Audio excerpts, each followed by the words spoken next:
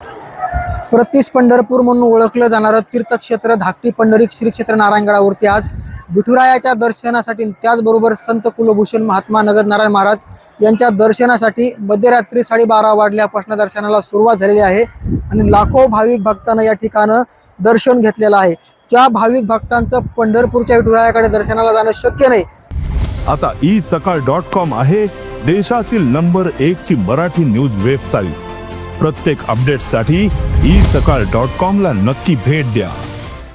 ते भाविक भक्त प्रतीस पंढरपूर म्हणून ओळखले जाणाऱ्या नारायणगडावरती येऊन विठुरायाचं त्याचबरोबर संत कुलभूषण महात्मा नगद नारायण महाराज यांचं दर्शन घेतात। आज धाकटी पंढरी हरिनामाच्या जय घोषामध्ये दुमदुमलेली आहे।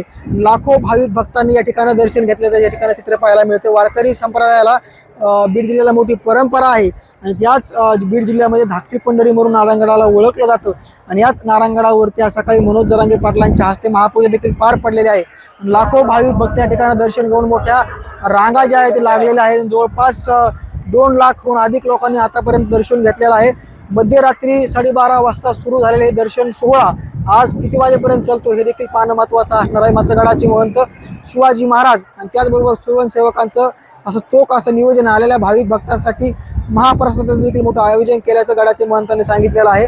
लाखो भाविक भक्तांनी या ठिकाणी दर्शन घेतलेलं आहे। मोठमोठ्या रांगा ज्या आहेत त्या ठिकाणी आपल्याला पाहायला मिळतात। नक्कीच आणखी किती भाविक भक्त दर्शन घेतात हे देखील पाहणं महत्त्वाचं असणार आहे।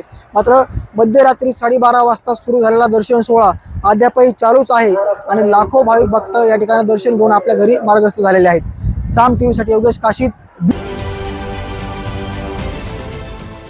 देश विदेशातील प्रत्येक घडामोडींचे लाईव्ह अपडेट मिळवण्यासाठी आता साम टीव्हीच्या सर्व सोशल मीडिया प्लॅटफॉर्मला लाईक, फॉलो आणि सबस्क्राईब करा।